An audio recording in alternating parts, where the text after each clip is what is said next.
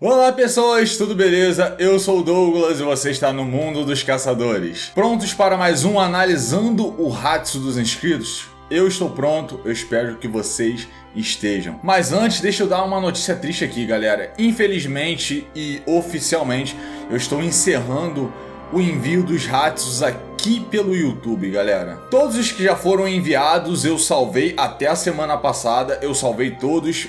A galera que enviou pode reparar que eu curti os comentários de todo mundo. Se você infelizmente enviou o seu Hatsu essa semana, cara, sinto lhe dizer que não valeu, tá, cara? Então assim, eu tô migrando tudo lá pro Discord, galera. Tem uma aba pronta pra isso. E assim, é totalmente detalhado, você pode colocar o seu Hatsu todo descrito, bonitinho, com nome, tem tag do tipo de aura que você vai usar, você pode colocar imagem, cara, é tudo bem melhor do que aqui no YouTube. E aqui no YouTube também fica uma zona, uma bagunça, eu realmente passei um grande perrengue para poder pegar tudo de lá até hoje, então assim, muito complicado. Tô encerrando aqui no YouTube, mas se você quiser mandar sua habilidade, vai lá no nosso Discord, manda pela aba do Hatsu, vai estar tudo certo, beleza, rapaziada? Bom, eu espero que vocês possam compreender, porque realmente atrapalha muito o fluxo de produção dos vídeos, e esse tipo de vídeo aqui dá muito trabalho, demora bastante para fazer, tá? Então chega de enrolação, chega de papo. Vamos para o vídeo. Vamos para mais um Analisando o Hatsu enviado pelos inscritos. A primeira habilidade de hoje foi enviada pelo Pen22, uma habilidade de manipulação chamada de Chaga Paralisante. Bom, basicamente o Pen aqui utiliza uma katana, galera, e o nome dessa katana é Desespero. Interessante, né? O nome do cara é Pen e o nome da katana é Desespero. Olha só que combinação, né? E quando o Pen acerta um adversário com a sua katana, ele coloca o seu Nen de manipulação. Lembra? Condição de ativação, né? Então é pela katana dele que ele coloca o Nen de manipulação. E o requisito é esse, né? Acertar o seu oponente ou quem ele quer manipular com a sua katana. Acertou, o Nen de manipulação entra em funcionamento. E aí ele falou também que quando ele manipula o adversário dele, ele induz um Zetsu de 45 segundos, galera. Bom, essa habilidade aqui bem simplesinha, né? Mas tá tudo ok, pra falar a verdade. Mas aí entra nesse problema, né? Esse Zetsu de 45 segundos, esse Zetsu obrigatório, manipulei o cara, um Zetsu obrigatório. Pra falar a verdade, você manipulando o seu adversário não teria nem necessidade do Zetsu. Mas vamos entrar nesse mérito aqui porque é sempre interessante falar sobre isso. Eu percebo que muitas pessoas gostam de habilidades que cancelam, que roubam aura ou que colocam Zetsu nas pessoas, porque realmente são habilidades assim bem roubadas, são habilidades muito poderosas, né? Mas a verdade, né, galera, é que para você poder roubar a aura de um outro personagem é um processo, digamos, até tranquilo e que pode ser simples de se fazer. E geralmente é um processo gradativo, é difícil de ser tipo, eu fiz a minha habilidade, ela rouba a aura do oponente totalmente e acabou. Geralmente é gradativo, pelo menos o que a gente viu em Hunter x Hunter, e é o que tudo diz, assim, pelo menos na minha análise em relação ao anime. Mas Zetsu obrigatório é muito complicado, né, galera? Porque Zetsu você basicamente tira a possibilidade de um determinado personagem utilizar a aura dele. Se você faz isso, ele se torna uma pessoa normal. Então uma pessoa normal em comparação a um usuário de Nen é a mesma coisa que um humano em comparação a uma formiga. Por isso que essas habilidades de Zetsu são muito raras e a gente nem tem basicamente no anime. A gente tem aí o Hakuero do Knuckle, que tem todo um processo, né, que depois induz ao Zetsu. A gente tem também a Changeio do Kurapika, mas é algo totalmente específico, sabe? É muito seleto, é para um grupo determinado de personagens, não é para todo mundo, então vai funcionar. Agora, imagina você a qualquer momento aplicar um Zetsu numa pessoa, num adversário. Cara, isso é muito roubado. E é por isso que você tem que pagar o preço para você ter todo esse poder. Então, dessa maneira aqui, não dá para você aplicar um Zetsu obrigatório no cara. Manipulei Zetsu. Mas como eu falei, só de você manipular, nem precisa de Zetsu, porque manipulou, você tem total controle pela pessoa. Então você poderia manipular meu oponente e já vencer a luta. Por isso que nem de manipulação é muito poderoso. Mas se você quisesse fazer isso, precisaria ter condições que ficariam mais encaixadas com esse propósito. Então pensa aí nas condições mais arriscadas e tudo mais, que isso aqui dá pra fazer, beleza? Então vamos para a próxima habilidade. Essa habilidade aqui foi enviada pelo Zamar e seu nome é Leitor Assíduo, é uma habilidade de materialização. Com o seu Nen de materialização, o Zamar pode conjurar conjurar os personagens e objetos de livros que ele já tenha lido. E aí ele adiciona um detalhe estético de que esses personagens serão feitos de papel mesmo, né? A aparência, né, vai ser normal. A aparência, por exemplo, conjurou uma pessoa, apareceu uma pessoa, mas eu acho que o que ele quis dizer é que, vamos supor,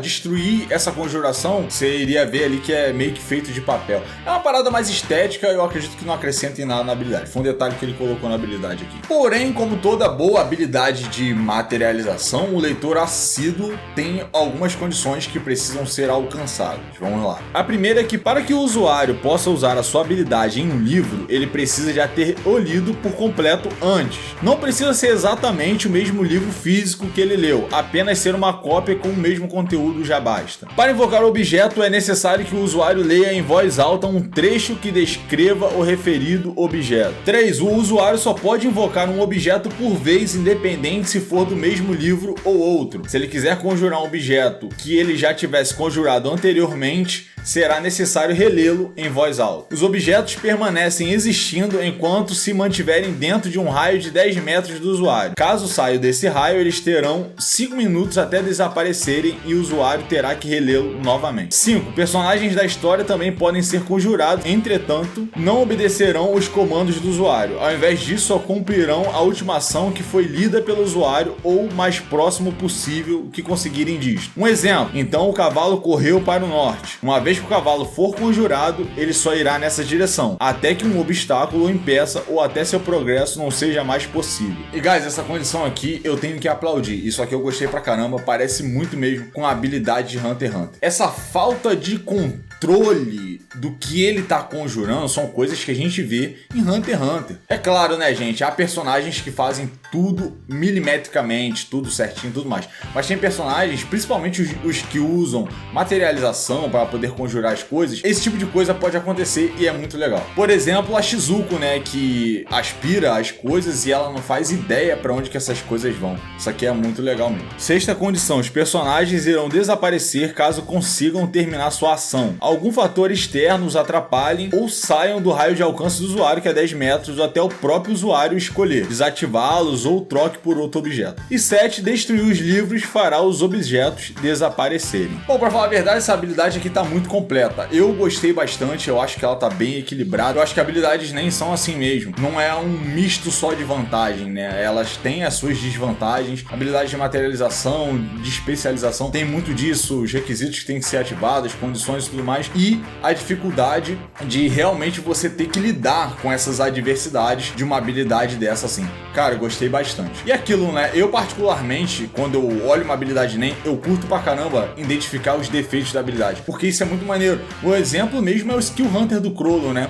Que ele fez até uma habilidade adicional para poder contornar isso. Isso é muito legal, cara. Isso é muito legal. O Junkengu do Gon também, né? E tudo mais. Então, assim, às vezes fazer uma habilidade que não tem defeito nenhum é legal, mas é legal assim porque eu acho que é mais crível também. Muito boa essa habilidade. Parabéns, cara. A próxima habilidade foi enviada pelo Danilo Zonta 9652. O nome do personagem é o Raiden e a habilidade se chama Metal Gear. É uma habilidade de transmutação. Com seu NEM de transmutação, o Raiden dá as propriedades de metal à sua aura. E aí o mais interessante, né, rapaziada? Quais são as propriedades que um metal tem? Vamos às aulas de química aqui rapidinho. Alta condutividade, tanto elétrica quanto térmica, ou seja, né, conduz eletricidade e aquece muito rapidamente. O metal também tem maleabilidade e ele tem um brilho metálico. São características bastante interessantes para você poder colocar na sua aura transmutada. E aí, no geral, a alta condutividade elétrica e térmica também é uma faca de dois gumes, né, galera? Pode ser bom e pode ser ruim.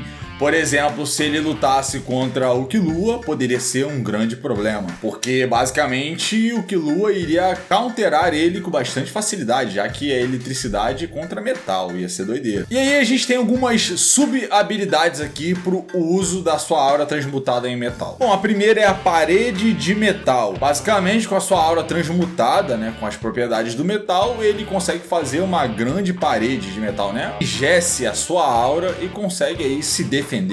Com certeza o propósito é esse. A próxima habilidade se chama Metal Human. E aqui o Raiden utiliza da maleabilidade do metal, que é uma das propriedades dele, para poder se cobrir e também se proteger. Para falar a verdade aqui para vocês, ele fez muitas habilidades defensivas, né? Embora a parede de metal dê para fazer alguma coisa voltada para o ataque, mas é muita coisa defensiva aqui. Bom, e é basicamente isso. Eu acho que ele poderia ter explorado outras coisas, a questão do brilho metálico, de repente um grande brilho para poder dar uma stunada no seu oponente. Eu não sei, ele deveria pensar de alguma maneira. A maleabilidade do metal também é interessante, pode ficar maleável e pode enrijecer com facilidade. Daria para aproveitar de várias formas também. Teria que pensar melhor, tem muita coisa defensiva, mas daria para fazer coisas melhores com essa ideia aqui. Essa habilidade que foi enviada pelo Miguel Bastos 5689, o nome dela é Power Element e é uma habilidade de materialização. Com o seu NEM de materialização, o Miguel conjura um relógio com aparência super tecnológica, foi esse o descritivo que ele colocou, e que possui diversos elementos nesse relógio, onde ele pode utilizar qual elemento ele deseja usar na luta com a durabilidade de 20 minutos. Ele diz também que é uma mistura de Ben 10 com Pokémon. Bom, realmente é uma mistura de Ben 10 com Pokémon com o descritivo que ele colocou aqui. E ele colocou muitos elementos, mas a gente vai falar sobre isso agora. Porque eu achei bastante interessante isso aqui. É bem legal, tem coisas legais pra gente falar. Essa habilidade aqui, ela dá pra ser idealizada assim, cara. Porém, o exagero de elementos que você colocou aqui, eu acho que fica complicado. Que você botou... Eu sei que você deu uma flutuada, né? E aí foi tipo inseto, planta, elétrico, gelo, fogo, lava... Tá. Beleza. E aí, acho que seria interessante reduzir isso aqui, porque fazer esse monte de coisa aqui dentro do mundo de Hunter x Hunter é complicado, é difícil pra caramba. Realmente é quase impossível fazer esse tanto de coisa em uma habilidade. E vou falar pra você uns 3 elementos bacanas, e eu acho que já é muita coisa. Seria complicado da mesma maneira. E aí, esses elementos sendo conjurados no mundo de Hunter x Hunter, a gente já percebeu que conjuração de elementos assim, desse tipo de coisa, fogo, essas coisas assim, eles são muito condicionais. E aí a gente tem uma situação e a causa é o elemento. Vou explicar pra vocês aqui. A gente já percebeu que a habilidade do Basho, o Raikou dele ali, o que ele demonstrou até o momento pra gente é que a causa foi o fogo, né? Então ele fez ali uma pergunta, mostra o Raikou pra pessoa, se a pessoa mentir e tudo mais, tem uma condição ali, a pessoa, né, atendeu ou não atendeu essa condição, tem uma consequência. A consequência foi o quê? Fogo. A cadeira simplesmente pegou fogo. Pô, ele encostou a cadeira, pá, pegou fogo. Legal. A gente percebeu que as flechas do Puckle também tem como causa fogo, né? A flecha vermelha, ela acerta o alvo e, pô, brota uma chama de fogo. De repente ele poderia ter até uma flecha de gelo, uma flecha elétrica. A gente não conseguiu ver, infelizmente. Mas a gente tinha a flecha laranja, que era uma flecha focada em velocidade, ou seja, era muito rápida. Então, esse tipo de coisa dá pra fazer aí com a conjuração?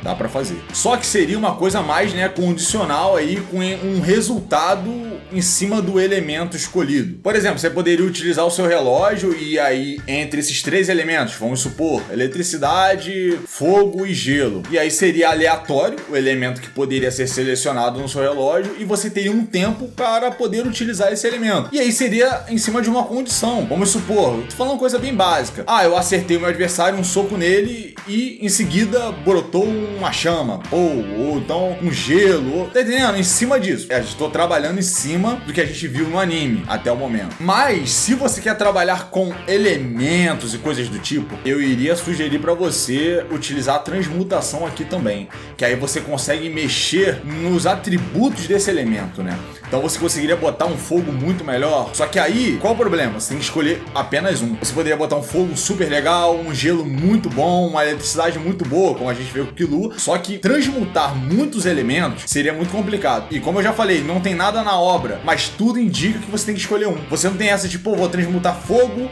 e água, eletricidade e gelo. Cara, teria que ser uma escolha única. Com a materialização, daria pra ter um pouco mais? Daria, seria muito complicado, no meu ver também, mas seria algo mais assim, condicional, né, e tudo mais. Na transmutação seria uma coisa mais focada em um único, mas muito mais poderosa. Mas muito legal a sua ideia, eu acho que ela tem que ser trabalhada e eu gostei muito da ideia do relógio. Eu, por um acaso, adoro coisas temporais, né? Adoro o tempo, adoro esse negócio de viagem temporal e tal. E o seu relógio realmente me lembrou até uma habilidade que eu criei e coloquei lá no servidor da gente. Bom, mas é isso aí, trabalha a sua ideia e vamos para a próxima. A próxima habilidade foi enviada pelo Paulo Victor Norati Julianelli 355. O nome da habilidade é Bolso Escondido. É uma habilidade de materialização, emissão e manipulação. O nome do seu personagem é o John Jones. Olha, eu vou falar uma coisa pra vocês. Se for o John Jones mesmo, nem precisa de habilidades nem, porque o cara é um monstro, né? Tá bom, vamos lá. Ele adiciona também que é um membro da máfia. O que o John Jones faz aqui...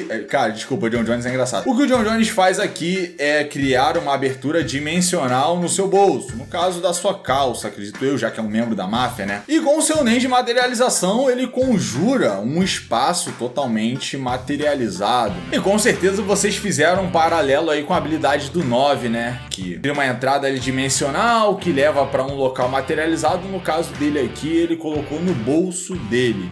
Legal, interessante. Porém, um detalhe muito importante e interessante é que apenas os itens que consigam passar pela entrada do bolso, pela abertura ali do bolso, podem ser válidos, ou seja, a gente pode desprezar o comprimento do objeto em si, mas a largura é necessário que ela caiba no bolso, senão não vai ser válido. Vamos a um exemplo disso aqui. Se ele quisesse colocar um bastão de 20 metros dentro do bolso dele, daria. Tudo bem, né, galera, que um bastão de 20 metros é brincadeira, né? Eu escolhi um item aqui meio merda. Mas enfim, daria. Vocês entenderam que o tamanho daria porque ele passaria no bolso. Por outro lado, se ele quisesse colocar uma metralhadora, que é bem grande, não daria porque ela não passaria na entrada do bolso. Vocês entenderam onde eu quero chegar e onde ele quis chegar com a ideia dele. E dessa forma, ele poderia sacar esses itens do bolso dele no momento que ele quisesse. Além de poder pegar os itens no momento que ele quisesse no bolso dele, ele pode também teleportar esses itens ao momento que ele quiser para a mão dele. Só que para isso aqui acontecer, seria interessante que ele marcasse esses itens, né? Fizesse uma marca de NEM para eles poderem serem teleportados com mais facilidade. Isso aqui é a maneira mais conhecida e tranquila de se fazer um teleporte garantido.